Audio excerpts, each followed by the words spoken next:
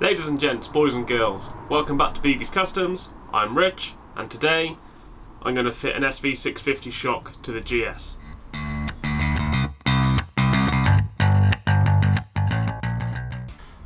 Okay, so as you can tell from the previous videos, I've not had much success in getting this thing running yet.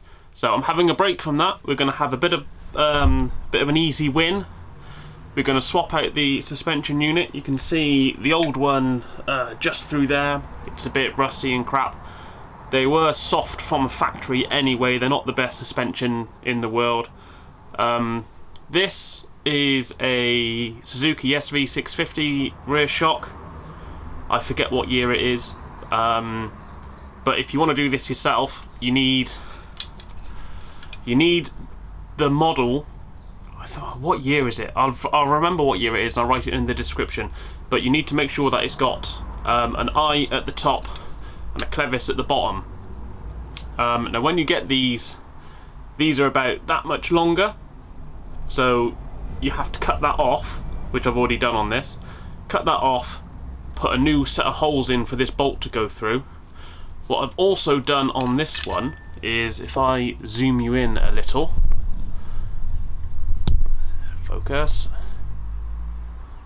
So you can see here, this little bit there is a threaded insert I've turned up so it looks like a top hat, and I've made this a push fit into here. So if you look through the inside, just in there, it's flush on the inside with a nice shoulder on this side, so when the bolt goes through and screws into that, the tighter you do this up, the harder it's going to pull this shoulder against this face, so it can't possibly come undone. Now you don't need to do that. I just did that because I couldn't be bothered to try and fiddle around with a nut and bolt. But a nut would do perfectly adequate. If you put a nylock on there so it can't come undone, it'd be absolutely fine. So yes, you need to move this hole because otherwise it's just too long. You also need some longer dog bones, which I've got here. These are also off of my old bike, because these will drop the linkage down at the bottom, because putting this on is going to lift the back of the bike up. Even with the longer dog bones on, it's still going to lift the back of the bike up by about an inch, so the chances are my centre stand is going to be useless after this. So it's going to have to live on the paddock stand for now.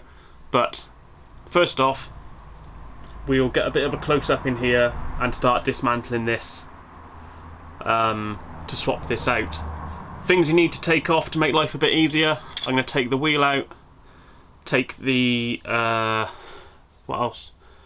I'm going to do the brake caliper as well whilst I'm at it, because this one's shot, so I've got another one to put on.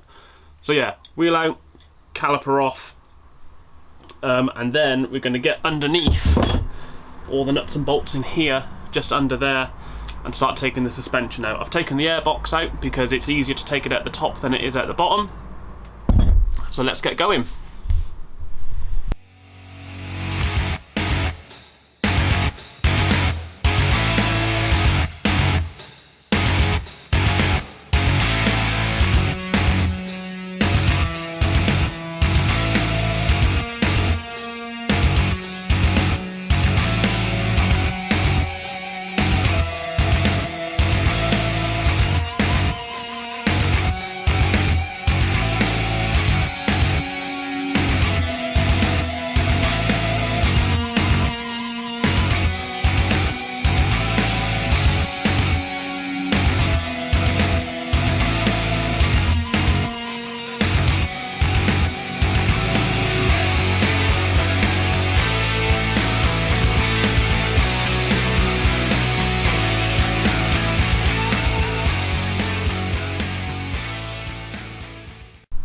Okay, what I've done is, it's now not resting on the paddock stand or this, that's just to show. I've put this piece of wood underneath the centre stand, which has lifted the bike up by best part of an inch or so, maybe a bit more, which means it's going to give enough room for the centre stand, for the swing arm to drop it'll give enough room for the swing arm to drop down to let me get the larger suspension coil in there. So we are now about ready to take this off. Let's have a bit of a scrub out in here whilst we're at it. So first thing I'm going to do is probably undo this bolt under here, which I'll get the camera down so you can have a look in a minute.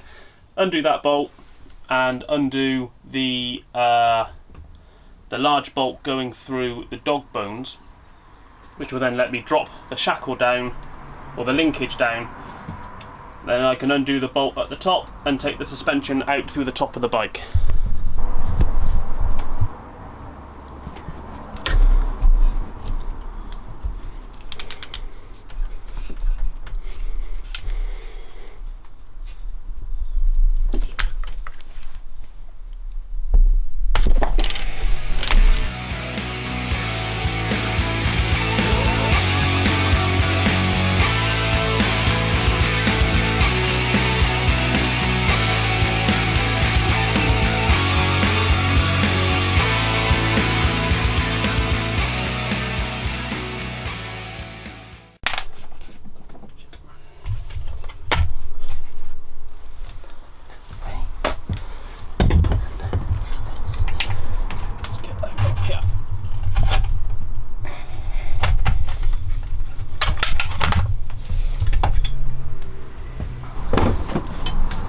Okay, so now we've got this suspension unit out. I mean, if you look at that, that's disgusting, really. Yeah, that's just gross. But if we compare it to this one, so this is what's going on. You can see that, let's get a bit, line those holes up with there. You can see that it's a little bit longer. So this is why we have the new dog bone compared to the old dog bone. So they are, well, what's that? I'd say that's about maybe 12mm longer across the centres. So it's going to take up about half of the difference of the length by dropping that linkage down to try and compensate. So now that we've got all of these off, I mean, look at that. Look at the state of that. That's disgusting. So we'll get rid of that. We'll put the linkages back on, or back on, not the linkage, put the dog bones back onto the linkage first, and then put the coil in afterwards.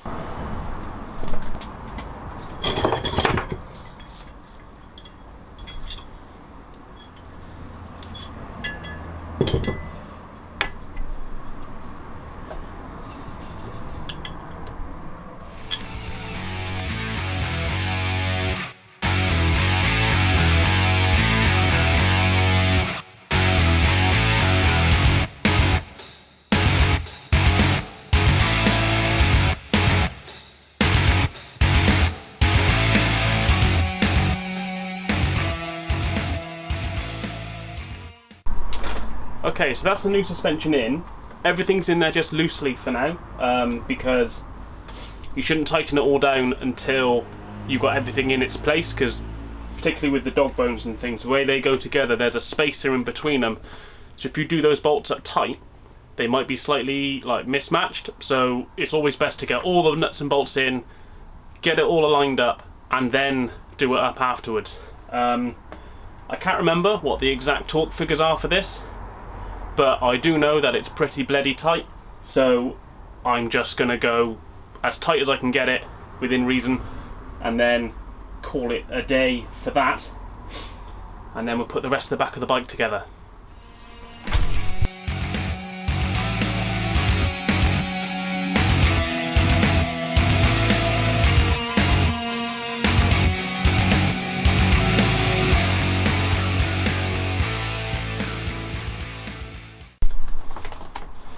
Right, so now that we're on the reassemble, this is my my good caliper off of my old bike. I love having an old bike to take pipes off of. It's got a braided brake line already, so that's one less job to do. Although,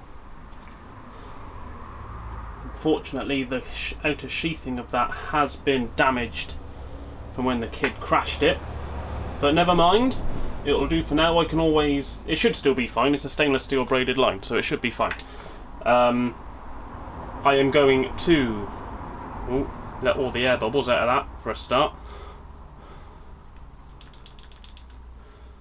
Right, I am going to fit this onto here and then find what I did. Oh, there's my back wheel. And I can get the old back wheel out and put the black one on.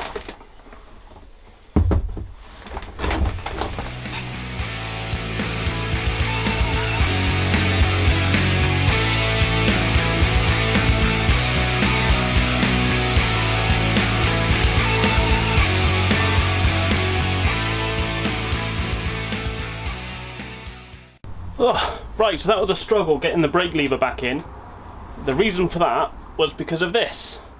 This is the link which goes from the brake lever to the master cylinder for the rear brake, and apparently from this model bike to the newer model bike they changed the spline design on the brake lever, so this wouldn't fit.